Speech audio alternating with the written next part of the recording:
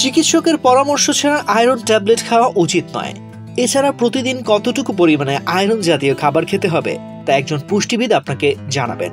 শরীরে আয়রনের ঘাটতি যাতে না ঘটে তাই যে খাবারগুলো অবশ্যই খেতে হবে তা হলো শাকসবজি, ছোলা, কলিজা, কুমড়ো বিচি, ডাল, ডিমের কুসুম, পালং শাক, কচু শাক, আপেল, খেজুর, বাদাম, সয়াবিন ও সামুদ্রিক মাছ।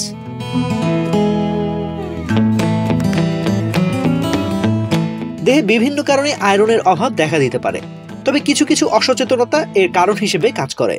নাম্বার 1, উদ্ভিজ্জ উৎস থেকে আয়রন গ্রহণ করলে ভিটামিন সি জাতীয় কিছু খেতে হবে, যেমন লেবু, কমলা, মাল্টা ইত্যাদি।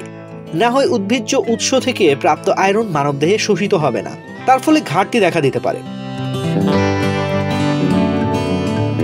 নাম্বার 2, চা অথবা কফি আয়রনের শোষণকে বাধা দেয়, তাই আয়রন জাতীয় খাবার গ্রহণের সঙ্গে সঙ্গে চা অথবা কফি পান করা উচিত নয়।